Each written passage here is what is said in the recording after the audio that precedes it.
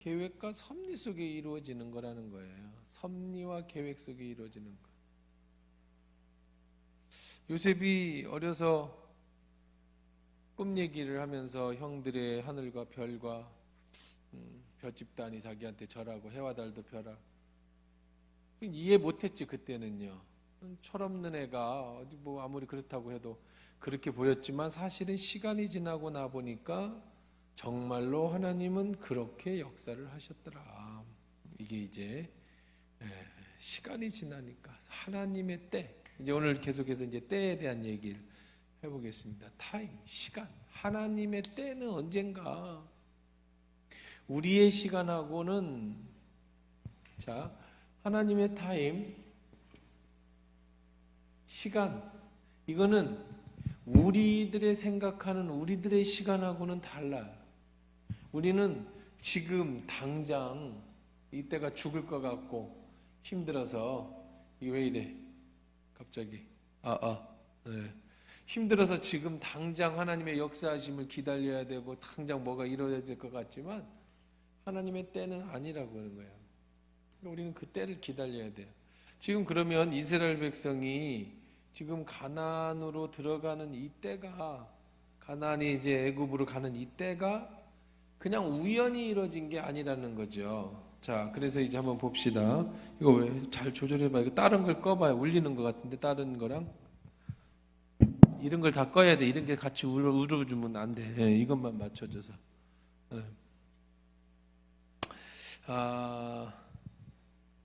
우리 창세기 15장 13절로 17절 한번 봅시다. 창세기 15장 13절. 창세기 15장 13절.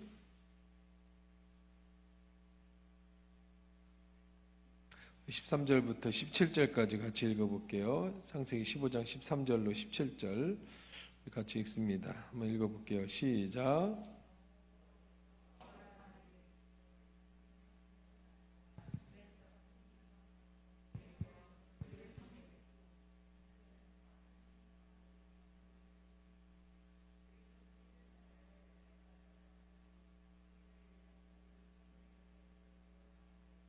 야, 이거 지금 누구한테 얘기하는 거예요? 아브라함에게 연약한 거예요. 아브라함에게 이야기한 것. 그게 지금 46장에서 뭐가 되는 거예요? 현재 이루어지는 거예요. 현재 이루어지는 것. 아브라함에게 했던 약속이 현재 이루어지는 것. 그러니까 하나님의 약속은 이미 아브라함 때에 이런 일이 있을 것. 아브라함 때에 요셉이라는 사람이 태어나지도 않았지만 그 후에 그렇게 이제 하나님이 준비해서 총리로 그리고 이스라엘에 있던 이스라엘 백성들을 가나안에 있던 이스라엘 백성들을 다시 데리고 이제 애굽으로 오게 될 것. 이런 것들을 다 뭐예요? 예언되어져 있었다라는 거죠. 하나님의 시간, 하나님의 때 우리는 알 수는 없으니까 어떻게 해야 되는 거예요? 기다려야 되는 거예요. 기다려야 돼요. 오늘 5절에서도 보면 야곱이 브엘사바에서 46장이에요. 야곱이 브엘사바에서 떠날 새 이스라엘 아들들이 바로가 그를 태우려 보낸 세루엘에 자기와 아버지와 야곱과 자기 처자를 태웠다. 그리고 가축과 가나안 땅에 얻은 재물을 이끌었으며 야곱과 그의 자손들이 다 함께 애굽으로 갔더라. 이와 같이 야곱이 그 아들과 손자들과 딸과 손녀들 그들의 모든 자손을 데리고 애굽으로 갔다. 자, 지금 야곱이 식구들을 다 데리고 애굽으로 갔다. 야곱의 애굽 이주지요. 자, 아브라함이 횃불 언약을 받은 후 몇 년 만이냐면 215년이 지난 후예요. 215년이 지난 후. 이거 가끔씩 구글이 막 그렇게 자기 법대로 하더라고 나도. 자, 215년 뒤에. 자, 이때 나이가 야곱이 130살. 그리고 이때를 보면 야곱이 130살이고 그 다음에 이제 시대로 보면 BC 몇 년이냐면 1800 76년이에요. 지금으로부터 몇 년 전이냐면 2000년만 잡아도 3800년 전. 지금으로부터 3800년 전에 이제 이스라엘 백성이 어디로 가요? 애굽으로 내려간 해가 바로 이때라고요.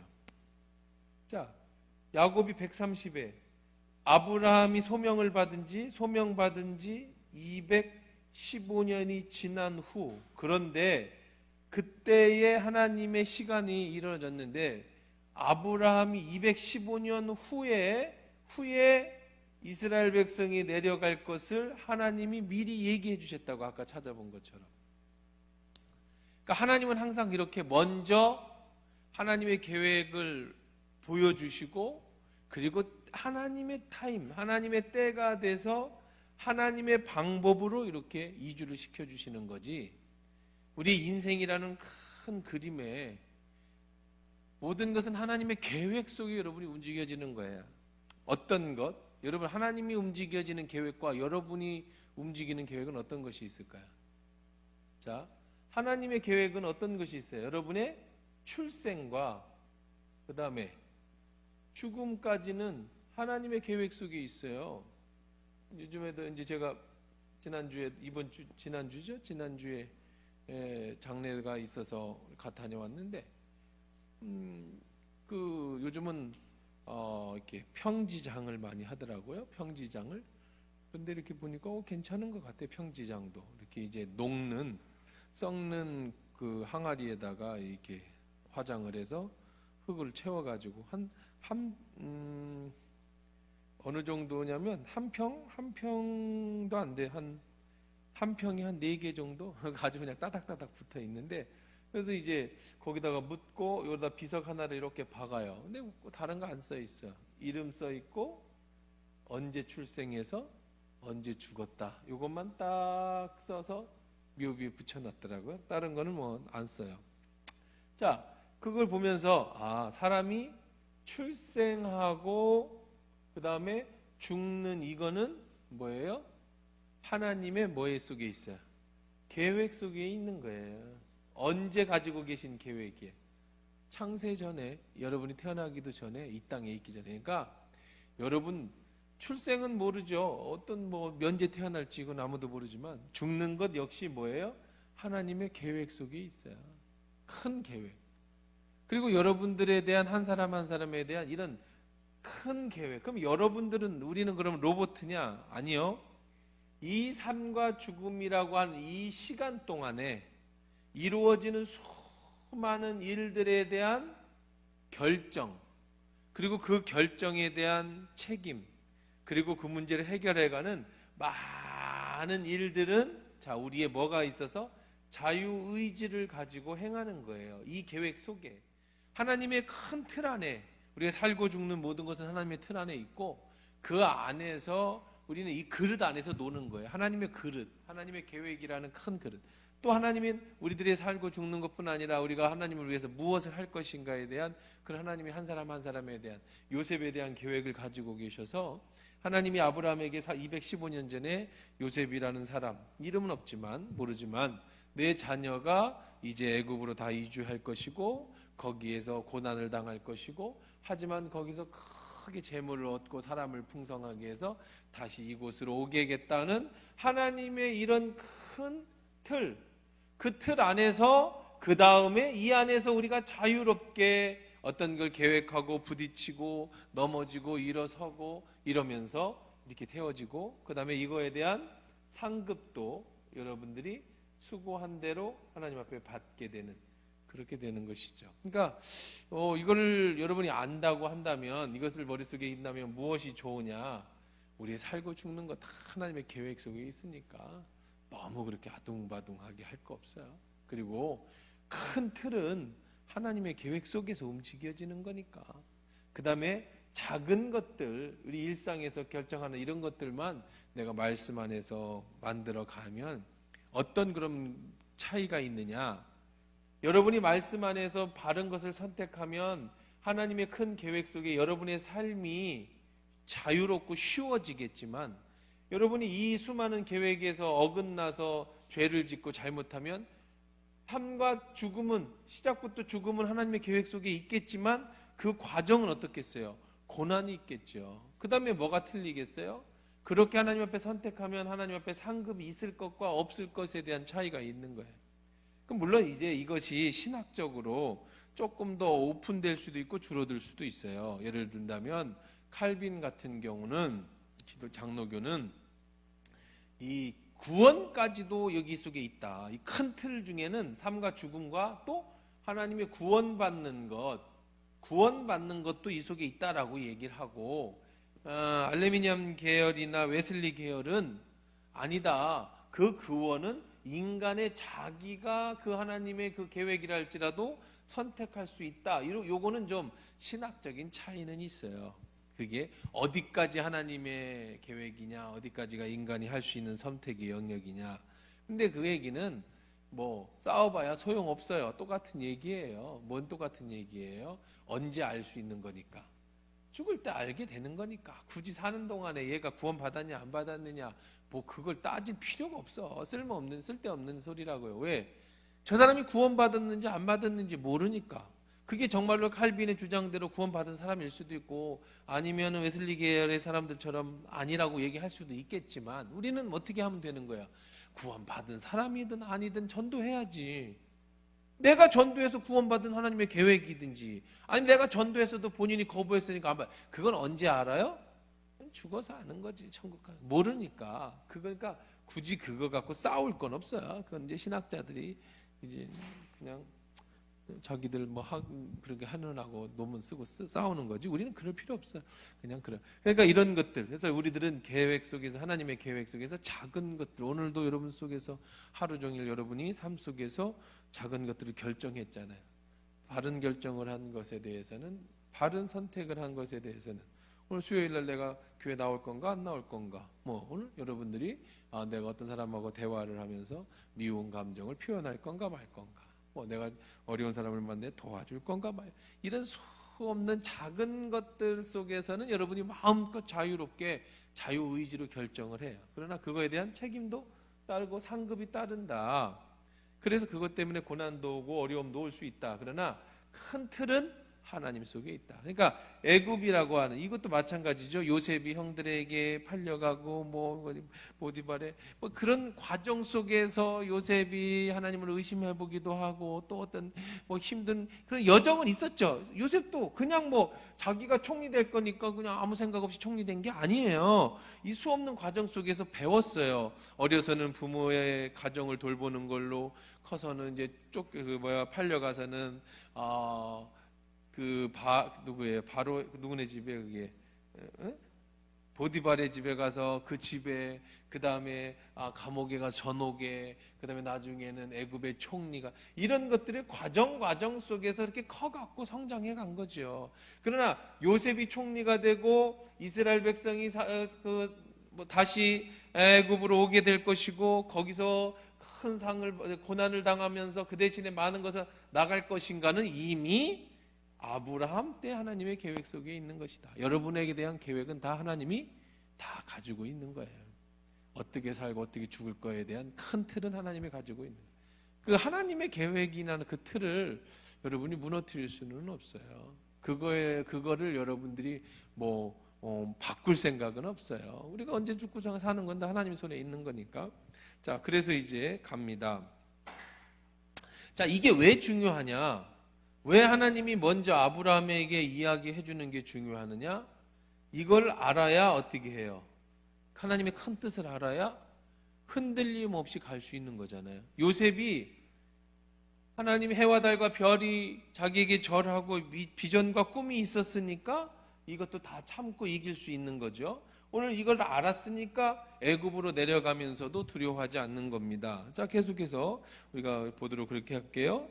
자, 그때 이제 그 뜻이 창세기 15장의 13절로 17절 아까 읽은 그것이 이루어지는 거예요. 하나님의. 자, 그러면서 우리 지난주에 잠깐 봤습니다마는 이 애굽의 사건은 하나님이 계획이 뭐냐, 하나님의 뜻이 뭐냐, 이제는 그 전까지는 족장이었어. 족장. 한 가정의 이야기, 김씨 집안의 이야기가 애굽으로 내려가면서 백성이 되는, 지난주에 배웠죠? 한 나라의 백성이 됐어요. 이제는 집안의 얘기가 아니라 나라의 이야기가 되기 시작하는 겁니다. 그리고 이제 선민이 어떻게 시작되는가를 밝혀주는 그런 장면이기도 하죠.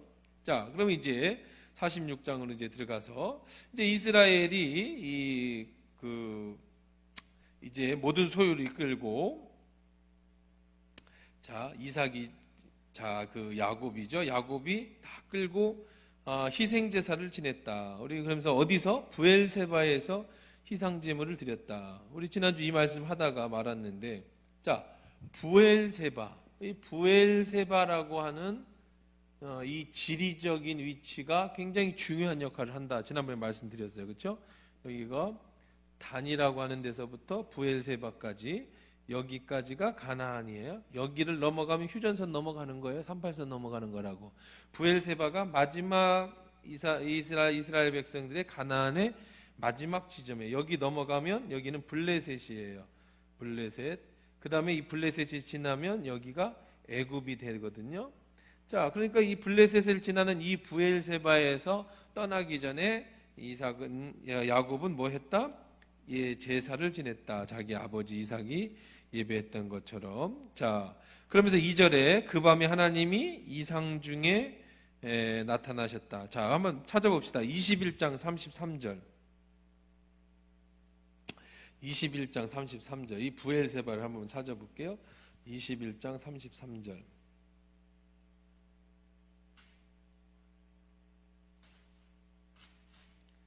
한번 읽어볼까요? 자, 읽어봅시다. 시작. 아브라함은 브엘세바에 에셀나무를 심고 거기서 영원하신 하나님 여호와의 이름을 불렀으며 그가 블레셋 사람의 땅에서 여러 날을 지냈더라. 여기 하나님이 약속의 땅 브엘세바에다 나무를 심고 이 블레셋에서 지냈다. 아브라함의 얘기예요. 여기 블레셋에서.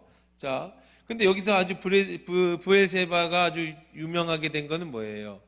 자, 아브라함이 브엘세바를 심고 거기서 영원하신 여호와의 뭘 불렀다? 이름을 불렀다. 이름을 불렀다. 무슨 뜻일까요? 이 브엘세바에서 아브라함이 뭐 한 곳이에요? 여호와의 이름을 부른 곳이다. 이름을 부르다. 이름을 불렀다. 그럼 무슨 뜻인가냐면 여기서 이름을 불렀다라는 것은 영원하신 여호와, 영원하신 여호와라 이름을 불렀다. 자, 이름을 부른다라는 것은요 어떤 의미가 있냐면 안다라고 하는 뜻이에요. 알게 됐다. 그 사람의 이름을 불러서 그 사람을 알게 됐어요. 누구 알아? 누구? 김창무? 응, 알지. 누군가를 안다고 할 때는 그 사람의 이름을 부를 때 알아. 누구? 거시기. 야, 거시기는 진짜 뭐야? 귀신도 모르네. 거시기가 누구야? 김창무. 아, 그 사람? 이렇게 뭐 한다고요? 이름을 불어서 안다. 근데 히브리인들의 안다라고 하는 이 안다, 이게 이제 이름도 단어도 비슷해요. 히브리어는 아다 이런 뜻인데 우리나라 말로 안다. 이건 어떤 뜻이냐 있냐면 경험을 통해 안다는 거예요. 여기서 말하는 이름을 부른다는 건 문재인 대통령 알아. 그 아는 게 아니고 여기서 안다라는 거는 문재인 대통령이 나도 알고 나도 문재인 대통령도 알아서 둘이 밥도 먹고 서로에 대해서 아는 걸 안다고 하는 거예요. 그냥 단순히 보편적으로 아는 거 말고 우리가 누군가를 알 때 인격과 인격으로 그 사람을 알 때 거기서 지금 여호와의 이름을 아브라함이 드디어 이 브엘세바에서 뭐 했다? 하나님을 어떻게 했다라는 거예요. 여기서 하나님이 누구이신지를 어떻게 했어요? 경험으로 알게 된 거예요. 그 전에 무슨 일이 있었느냐면 이제 이 블레셋 땅에서 이제 그 아비멜렉이라고 하는 왕이 이제 계속해서 아브라함에게 이제 그 우물을 자꾸 빼서 이 브엘세바의 우물을 여기서 아브라함의 우물을 그래서 자꾸 싸움이 났는데 이제 결국은 마지막에 이제 그 아브라함이 하나님이 함께 하는 것을 알고는 이제 하나님을 찾아와, 그 아브라함을 찾아와서 이제 우리 싸우지 말자. 이제 하나님이 너와 함께 하는 걸 내가 알았다. 그러니 이제 지난번에 내가 우물 뺏은 거 정말 미안하다. 그런 얘기를 하고 이제 두 사람이 언약을 세웁니다.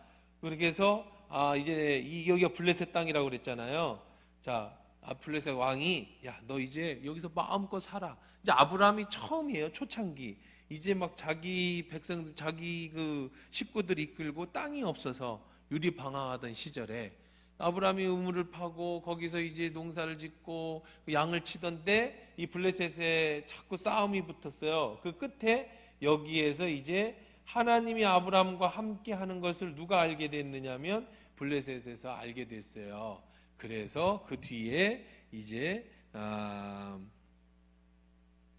그 사건이 있은 후에 하나님 앞에 감사하면서 이제 아브라함이 여기서 우물에 대한 맹세의 우물 브엘세바 여기에 아셀나무를 심고 하나님의 이름을 처음 불렀던 그곳이 바로 이 브엘세바라는 곳이죠. 그 다음에 이제 브엘세바에 또 어떤 일이 있었느냐 하면, 자, 그 다음에 이제 브엘세바에서 보면 이제 26장 23절 한번 또 봅시다. 26장 23절. 자, 25절까지. 자, 거기서 한번 또 읽어볼게요. 시작. 이삭이 거기로부터 브엘세바로 올라갔더니 그 밤에 여호와께서 그에게 나타나 이르시되 나는 내 아버지 아브라함의 하나님이니 두려워하지 말라. 내 종 아브라함을 위하여 내가 너와 함께 있어 내게 복을 주어 내 자손을 번성케 하리라 하신지라. 이삭이 그곳에 제단을 쌓고 여호와의 이름을 부르며 거기 장막을 쳤더니 이삭의 종들이 거기서도 우물을 팠더라. 아브라함이 여호와의 이름을 불렀다. 그 다음에 두 번째 누가 이름을 불렀어요? 그 아들 이삭이 뭐 했어요? 여호와의 이름을 불렀어요. 여기서 또 이삭이 여기에서 제단을 예배를 드리면서 거기에서 하나님을 만났어요. 그때 하나님께서 하신 말씀이 뭐였죠? 두려워하지 마라. 똑같아요. 여기서도 이제 그 아버지 때처럼 이제 블레셋 사람들이 수가 자꾸 많아지니까 이 아브라함 때 끝났고 그 다음에 이삭 때 또 다른 시간이 지나면 그렇잖아요. 무슨 뭐 동사무소에 등기해 놓은 것도 아니고 또 그런 일이 있었단 말이에요. 그때 이삭도 똑같은 아버지에게 우물을 파면 이 블레셋 사람들이 와가지고 또 자꾸 메우고 싸우고 자꾸 이렇게 커지니까 다툼이 일어났다고요. 자, 20절에 보세요. 그랄 목자들이 이삭의 목자와 다투어 그래서 또 파면서 3번 팠고 그래서 나중에는 두 손 들고 야, 우리 너희가 하나님이 함께하는 걸 보고 우리가 이제 포기한다. 그래서 여기에서 다시 이삭이 제단을 쌓던 곳이 또 어디예요? 브엘세바. 그럼 아브라함, 이삭, 그 다음에 누군 거예요? 야곱이잖아요. 야곱.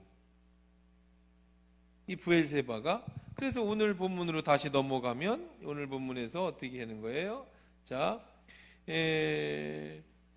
하나님이 야곱에게 이르되 일어나 베델로 올라가라. 가서 거기서 거주하며 내 형의 에서인 어디 여기 왜 갑자기 거기를 읽어? 자, 오늘 본문에서 보면 자, 이스라엘이 모든 소리를 이끌고 어디로 올라갔어요? 브엘세바에 이르러 그의 아버지 이삭의 하나님께 희생을 드리니. 왜 야곱이 그의 아버지 누구의 하나님? 이삭의 하나님께 희생을 드렸을까? 왜 야곱의 하나님이라고 하지 않고 아버지 이삭의 하나님이라고 했을까요? 여기가 브엘세바가 할아버지와 아버지가 하나님의 이름을 불렀던 그곳이에요. 이 역사적 사건을 야곱은 이미 어떻게 하고 있었어요? 알고 있었어요. 그래서 이 아버지 이삭의 하나님, 지금 이 브엘세바에서 아브라함의 하나님, 이삭의 하나님, 누구의 하나님? 야곱의 하나님이 만나주시는 그런 약속의 장소. 이 믿음의 명문 집안이에요. 명문 집안. 이게 명문 집안이죠. 할아버지, 아버지, 아들의 그런 하나님 같은 장소에서 같이 예배할 때 만나 주시는 거예요. 이삭은 아브라함이 그렇게 싸워서 성취하고 이삭은 가는 데마다 그냥 복을 받았어요. 우물만 파면 거기가 그냥 우물이 나와 사막에서. 그런데 그 아들 그 다음 때 야곱은 3대째이지만 얘는 좀 얘라고 그래서 그렇지만 야곱은 좀 그래요. 왜? 자기가 뭐가 아니야. 장자가 아니라서 다시 어떻게 했어요? 싸워서 빼앗은 케이스가 된 게 바로 야곱이에요. 근데 이제 아브라함, 이삭, 에서의 하나님이 아닌 아브라함, 이삭, 명실상부한 야곱의 하나님의 대를 이은 뭐죠? 제사장. 하나님 앞에 예배드리는 제사장. 어디에서? 부엘세바. 아버지가 할아버지가 처음 나무를 심고 거기서 예배드렸던 그 장소에서 지금 예배를 드릴 때 하나님이 다시 야곱을 경험하시죠. 하나님이 여호와의 이름을 부르죠. 물론 야곱은 몇 번의 경험이 있었어요. 이거 다시 인생에 있어서 마지막 도전이에요. 모험입니다. 왜? 여기를 넘어가면 다시 블레셋을 지나서 어디로 가야 돼요? 애굽이라는 곳을 가야 하니까. 자, 그때 이제 뭐라고 하는지 보세요. 그 밤에 이상 중에 이스라엘에게 누가 나타나셨어요? 하나님이 나타나셨어요. 야곱아, 야곱아 하시는지라. 야곱이 이르되 내가 여기 있나이다 하며 하나님이 이르시되 나는 하나님이라 내 아버지 하나님이니. 자, 이름을 부른다. 이름을 안다. 지금 야곱이 이미 하나님을 경험했지만 하나님은 자신을 소개해요. 자신의 뭘 소개하죠? 이름을 소개합니다. 왜? 생뚱맞게 잘 알고 있었는데 지금까지 알고 있던 하나님은 어떤 하나님이었어요? 야곱이 형 에서의 장자권을 뺏어서 혼자 자기의 삶을 부딪혀가며 만난 하나님이었다면 지금의 하나님은 어떤 하나님이에요? 이제 민족을 이끌고 이제 야곱을 통해서 하나님의 선민을 만들기 위한 정통성을 유지하는 하나님이에요. 그래서 하나님이 자신의 이름을 부른다, 이름을 안다, 그리고 이름을 부르고 여기서는 하나님이 직접 야곱에게 오셔서 자기의 이름을 밝히시죠. 나는 내 아버지 하나의 하나님이다. 내 아버지가 경험했던 하나님이다. 그 다음에 뭐래요? 그 다음에 애굽으로 내려가기를 두려워하지 말라. 내가 거기서 너로 큰 민족을 이루게 하리라. 자, 28장 3절 한번 또 봅시다. 28장 3절.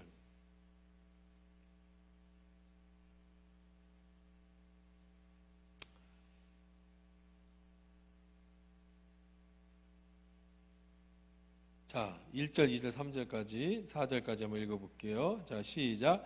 이삭이 야곱을 불러 그에게 축복하고 또 당부하여 이르되 너는 가나안 사람 딸 중에 아들을 맺지 말고 일어나 바단 아람으로 가서 내 외조부 두데레의 집에 이르러 내 자손 딸 중에서 아내를 맞이하라. 그 다음에 3절. 누가 누구를 축복하는 거예요? 이삭이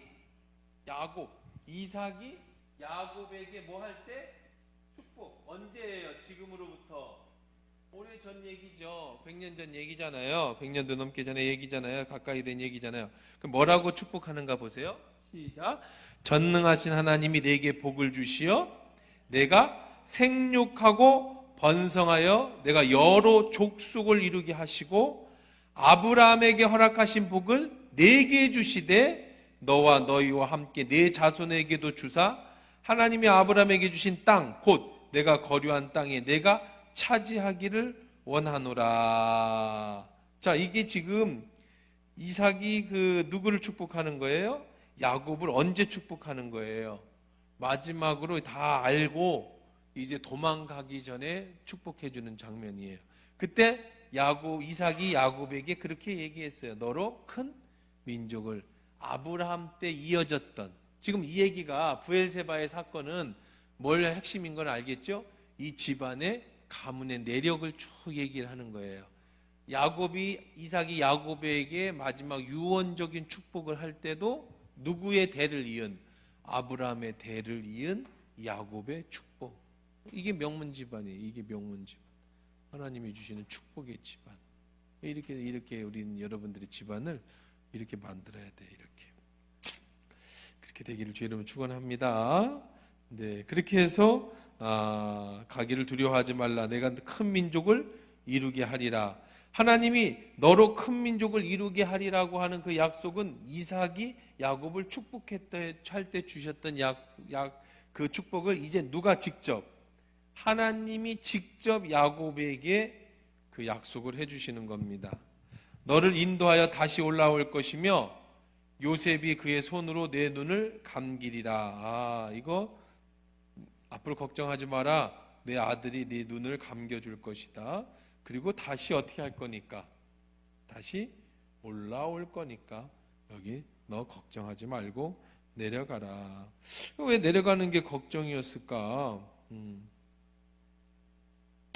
자, 왜 그랬느냐면요, 이 애굽으로 내려가서 이 아브라함도 애굽에 내려갔다가 아주 낭패를 당하고 왔어요. 그렇죠? 자기 마누라 뺏길 뻔했잖아요. 그래서 아브라함 때부터 하나님은 그 애굽 쪽은 쳐다도 보지 말아야 돼. 자, 26장 2절 한번 봅시다. 26장 창세기 26장 2절.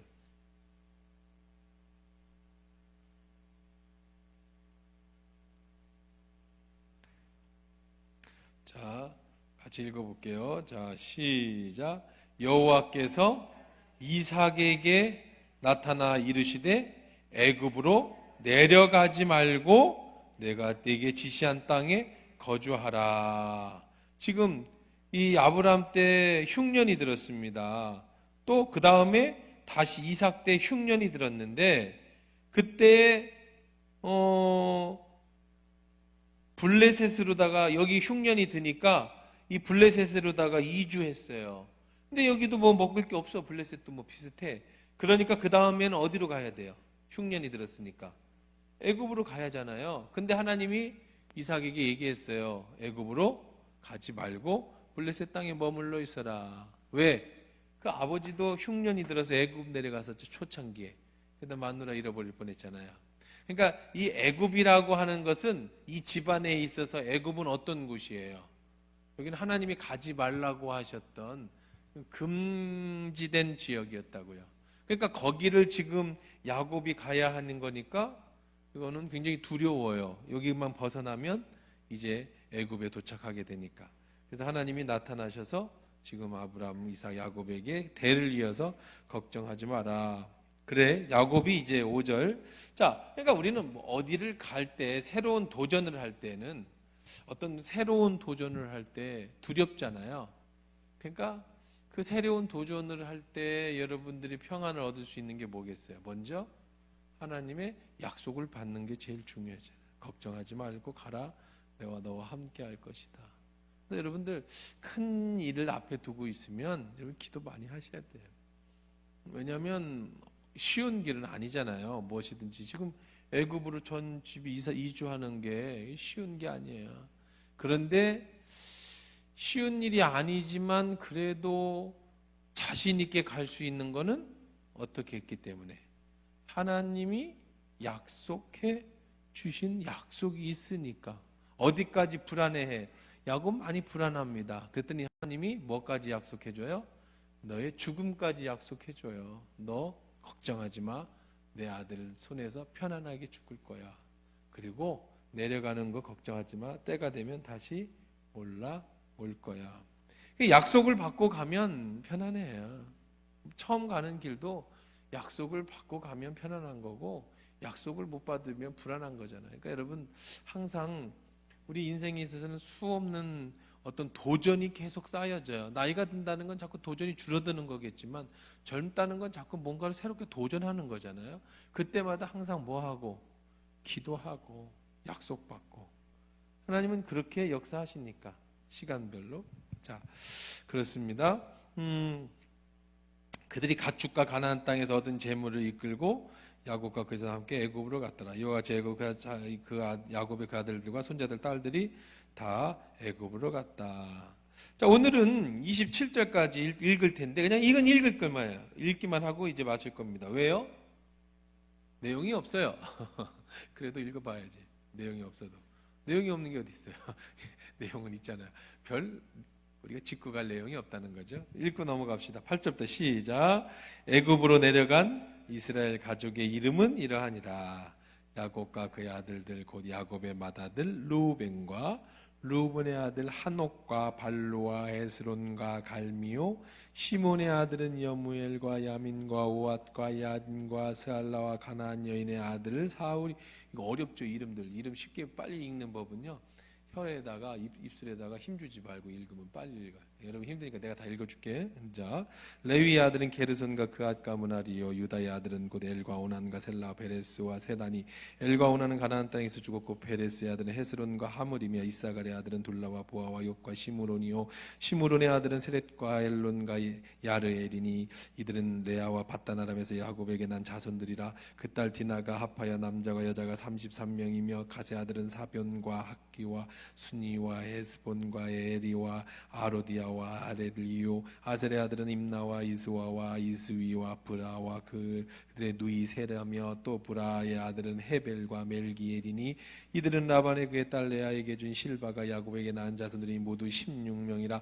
야곱의 아내 라헬의 아들 곧 요셉과 베냐민이요, 애굽 땅에서 온 제사장 보디벨의 딸 아스낫의 요셉에게 낳은 문하세와 에브라임이요, 베냐민의 아들 곧 벨라와 베겔과 에스벨과 게라와 나아만과 에히와 로스와 뭇빔과 훔빔과 아르이니. 이들은 라헬의 야곱에게 낳은 자손들이 모두 14명이요. 단의 아들은 후심이요, 납달리의 아들은 곧 야스엘과 군유와 예셀과 신냄이라. 이들은 라반의 그의 딸 라헬에게 준 비라가 야곱에게 낳은 자손이 모두 70명이라. 야곱과 함께 애굽에 들어간 자는 야곱의 며느리들 외에 66명이니 이는 다 야곱의 몸에서 태어난 자이며, 애굽에서 요셉이 낳은 아들은 2명이니 야곱의 집사람으로 애굽에 이른 자가 모두 70명이었더라. 이게 딱 맞지는 않아요. 성경 뚝 찾아보면 73명, 4명도 나오고 6명도 나오는데 그럼 왜 딱 70명이라고 했느냐? 이걸 또 성경을 읽으실 때 잘 알아야 돼요. 여러분 가끔 성경은 완전 무결해서 절대 틀리지 않는다 그러지 않아요? 성경도 틀려요. 그럼 성경이 틀리는 게 어디 있어? 하나님 말씀인데. 자, 성경을 읽으실 때는, 성경에 쓸 때는 이 성경이 역사책이나 아니면 무슨 어떤 그 서로의 계약서나 이렇게 정확한 걸 쓰는 게 아니에요. 성경은 하나님의 말씀을 쓴 거란 말이에요. 그런데 물론 굳이 찾아보고 맞춰보면 뭐 다 맞춰보겠지만 그런 의미는 아니고, 왜 70명이 넘는데 70명이라고 했느냐, 이게 중요한 거죠. 이거를 이해를 하셔야 돼요. 지금 거기에 들어간 사람이 이제 요셉 식구들 4명 빼놓고 66명이에요. 그러나 70명이다라고 얘기를 하죠. 그냥 대충 맞춰. 70명이 넘는데 70명으로 맞춰요. 왜 그러냐면 성경을 읽을 때 히브리인들의 문화가 있어요. 히브리인들의 문화. 우리나라 문화도 사자 싫어하고 뭐 그런 거 있잖아요. 뭐 이렇게 뭐는 어떻고 뭐 문지방은 밟지 말고 뭐 이게 원래 따지고 들어가면 귀신의 문화고 뭐 그런데 그냥 굳이 그렇게까지는 할 게 아니고 그냥 뭐예요? 오랫동안 내려온 그냥 이 우리나라의 고유 문화야. 그냥 문화. 그냥 그렇게 생각해야 돼. 근데 뭐 지금 그런 건 별 의미가 없지만, 그러면 이스라엘에서의 문화는 뭐냐면 숫자를 굉장히 중요하게 여겨요. 이스라엘 사람들은 숫자를. 그래서 7은 서양 사람들이 좋아하죠. 럭키 세븐, 7. 왜 좋아하냐면 7은 누구의 숫자예요? 하나님의 숫자예요. 7보다 0이 모자른 6은 사단의 숫자. 그 밑에 5는 사람의 숫자예요. 그렇죠? 오성 장군, 그러니까 대통령 오성. 그래서 그 사람이 가장 높은 별 4개, 오성. 뭐 이런 식으로 하는 게 있어요. 이런 식으로 이렇게 하는 숫자. 그 다음에 이제 10은 뭐냐면 어떤 것들을 꽉 채우는 의미가 지는 게 10이에요. 그러니까 이런 것들을 우리가 언제 한번 날 잡아서 히브리인들의 문화에 대해서 쭉 보고 숫자에 대해서도 한번 공부할 수 있는 시간을 보고 성경에서 그런 숫자가 가지는 의미를 찾아보는 것도 재미있어요. 근데 이제 뭐 너무 깊이 들어가는 거고, 어쨌든 히브리인들은 숫자를 좋아한다. 그래서 18만 4천 명이 뭐 여러분들이 막 사탄의 숫자 666이니 뭐 이게 666이 이거는 진짜 666이 아니고, 이 사람들이 여기 숫자를, 히브리인들은 숫자를 좋아한다 그랬잖아요. 숫자, 이거에 의미를 부여하는 걸 좋아한다 그랬잖아요. 666이니까 사탄의 숫자 3개란 말이에요. 그럼 진짜 여러분들이 성경 그대로 여기다가 666을 박으면 그런 게 아니에요. 이것도 다 다른 의미가 있어요. 이거를 전체적으로 성경을 앞뒤를 다 맞추면 왜 666이 되는지를 알아요. 근데 이 숫자 666이 아니고 이 666이 뭐예요? 의미. 666은 뭐예요? 상징이에요. 그냥 상징일 뿐이지 이 666이 진짜로 여러분을 뭐 지옥에 데리고 가고 그런 게 아니야. 근데 이 이단들이 자꾸 이런 걸 들먹여가지고 뭐 베리칩을 받으면 666을 받는 거라서 뭐 지옥 가고 이런 헛소리를 하는데, 그런 거에 절대 현혹되거나 넘어가지 마세요. 이건 그냥 뭐라고요? 상징이라고. 상징은 진짜가 아니고 뭘 하는 거예요? 어떤 것들을 보여주는 게 상징. 십자가는 상징이잖아요. 여러분, 십자가가 능력이 있습니까? 십자가 능력이 있으면 집에 가져가세요. 이거 집에 갖다 놓으면 귀신도 안 들어오고. 이건 그냥 뭐라고요? 상징이에요. 뭐가 능력이 있는 거예요? 여기에 달리신 예수님이 능력이 있는 거고, 십자가에서 흘리신 예수의 보혈이 능력이 있는 거지, 십자가가 능력이 있는 거 아니야. 근데 거꾸로 생각해서 저 십자가가 자기를 구원해 줄 거다, 이렇게 생각하면 이제 문제가 되는 거예요. 상징이 현상이 돼버리면 이게 문제가 되는 거예요. 이거는 상징이야, 상징. 그래서 어떤 교회는 합동축 같은 경우는 저것도 없애. 십자가를 없애는 교회도 있어요. 이 교회 가면 십자가가 없어. 이 교회에 십자가가 없어. 뭐 저건 상징인데, 상징은 다 나쁘다. 다 나쁘진 않죠. 십자가를 보면 예수가 생각이 나잖아요. 십자가를 보면 예수님의 보혈이 생각나요. 이 상징은 중요해요. 좋아요. 저게 뭐가 되면 문제예요? 실체가 되면 문제가 되는 거예요. 저기에 가면 복 받는다고. 복 받은 이유는 매일 와가지고 쓰다듬고 기도해요. 십자가 보면 복 내려달라고. 그런 거는 없어. 저 성당에 예수님 맨날 매달려 있는 게, 난 정말 갈 때마다 저게 진짜 예수님이면 얼마나 힘드실까. 저게 밤낮 없이 매달려 계시네. 그런 게 아니잖아요. 그냥 상징이라고. 상징. 숫자도 상징이야. 왜 70명이겠어요? 하나님의 숫자 7과 뭐가 완벽하게 채우는 70. 그래서 70. 하나님의 사람, 완벽하게 채워지는 하나님의 사람이 어디로 가는 거예요? 애굽으로 가는 거예요. 이렇게 숫자 갖고 성경을 풀어도 재미있어. 그냥. 근데 이게 너무 지나치면 신천지가 되는 거예요. 괜히 상징 갖다 풀어갖고 지멋대로 갖다 집어넣어가지고 앞뒤 짝이 있다고 그래서 여기 있는 숫자, 저기 있는 숫자, 말도 안 되는 숫자 갖다 짝 집어넣고, 그러니까 뭐 이제 이거 좋아하다가 상징 좋아하면, 이건 그냥 상식적으로 우리가 배우면 재미는 있지만 꼭 맞는 건 아니고, 히브리인들의 문화에 대해서 배우는 건데, 이게 깊어지면 이제 이단이 되는 거야. 이단 되는 거 아주 쉬워요. 교주 되는 것도 쉬워요. 똑같은 성경인데 어떻게 그렇게 사람이 이런 상징에다가 자기만 슬슬 집어넣으면 돼. 거기다 자기 이름 슬쩍슬쩍 집어넣으면 되잖아요. 동방에서 이제 성경에 보면 동방에서 이제 예수 그리스도가 이제 재림 때, 이러면 이제 다니엘서나 이런 때 동방이, 동방하니까 동방 많이 들어봤는데, 동방이 해 뜨는 나라? 그럼 우리나라네? 그러니까 예수님 우리나라에 재림하신다는 거야. 그 성경적 근거가 이제 다니엘서에 나오는 동방이라.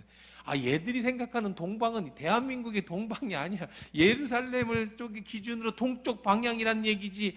동방이 해 뜨는 나라를 거기다 같이 집어넣어 탁월로에 동방이 해 뜨는 나라가 어떻게 이 다니엘서 쓸 때 동방이야. 근데 그냥 그 말을 하고 그냥 서로 헷갈리지. 맞다. 동방이니까 예수님이 동쪽에서 재림하시지. 그러니까 동쪽에서 어디서 오셔요? 이 계룡산에서 오시는 거예요. 예수님이 계룡산에서. 우습죠? 여기 바로 옆에 교회 있어요. 계룡산에 예수님 오시는 거 모시는 교회. 여기 사거리 가시면은요, 거기 무슨 교회, 이상한 교회 하나 있잖아. 4층에 한번 보세요. 여기 지나가다 이것도 교회예요. 뭐야? 이 교회는 교회인데 뭐 이름도 복잡해. 거기 계룡산에 오시는 예수님 모시는 교회예요. 여호와 세일교단. 들어봤을 건데, 우리 옛날에 맨날 확정기 들고 통일 뭐 외치고 하던 세일교단이라는 데가 있어요. 세일교회 많아요. 전국에. 거기가 예수님 계룡산에 오신다고 기다리고 있어요. 지금도 우리처럼 정말 많다니까. 여러분이 생각하는 생각하지 못하는 그런 이단들, 그 동쪽에 예수님 오시는 사람들, 뭐 이만희도 그렇고, 이만희도 저기 아니에요. 성령님 아닙니까? 보혜사 이만희잖아요. 이거 말이 돼? 아니 지금 아브라함의 시대가 지금 숫자도 지웠네 아까. 지금부터 4,000년 가까이 아브라함이 하나님 만난 얘기인데 무슨 대한민국에 성령님이 오셔? 그것도 여러분들 그 말도 안 되죠? 근데 얼마나 많은 사람들이 신천지에 빠져 있어요. 그게 진짜인 줄 알고. 다 어디서 그 사람들이 현혹해요? 이 성경의 비유풀이에요. 비유, 상징풀이. 잘하면 재미있는데 잘못하면 이거 갖고 이단되기 딱 좋은 게 또 이 상징풀이에요. 근데 어쨌든 히브리인들에게 숫자는 굉장히 중요한 의미가 있어요. 숫자, 또 뭐 예를 들면 손, 히브리인들에게 있어서 오른손은 축복이고 왼손은 저주예요. 뭐 이런 식으로 오른쪽은 축복이고 왼쪽은 저주예요. 이런 식으로 뭐 이렇게 방향 뭐 이런 것들을 굉장히 이 사람들은 따져. 자, 그래서 오늘은 이제 시간상 여기까지만 할 겁니다. 이제 다음 주에 이제 내려가는 장면, 이제 가서 이제 바로 만나는 장면, 그리고 하나님이 그들을 위해서 준비해 놓으신 애굽의 사건들, 그런 얘기들 이제 다음 주에 나눠서 할 건데, 오늘 말씀 핵심 정리하고 마치십시다. 자, 멋있잖아요. 브엘세바의 사건, 아브라함, 이삭, 야곱. 아브라함이 처음으로 하나님의 이름을 불렀던 곳, 그리고 거기서 하나님을 경험하고 제단을 쌓았던 곳, 이삭이 힘들 때 하나님을 만났던 곳, 그리고 아브라함에 주셨던 축복을 받았던 곳, 그리고 야곱이 다시 떠나기 전에 이삭과 아브라함의 하나님, 아버지 하나님을 다시 만났던 곳, 그리고 이삭이 아버지 야곱에게 축복해 줬던 그 축복을 하나님이 다시 야곱에게 축복해 주면서 믿음으로 가는 명문 집안의 이야기. 그리고 이 집안이 어떻게 돼? 나중에 400년 동안, 430년 동안 애굽에서 종살고, 그 다음에 60만 명의 대군대를 이끌고 200만 명이 합치면, 그리고 다시 어디로 올라오는, 가나안에 올라와서 나라를 이루는, 아브라함이라고 하는 믿음의 조상 한 사람이, 이 집안이 뭐가 되는, 나라가 되는 역사적인 그 큰 뜻을 이루는 전초, 시작이 어디서부터? 애굽으로 내려가는 이 장면에서 이루어진다.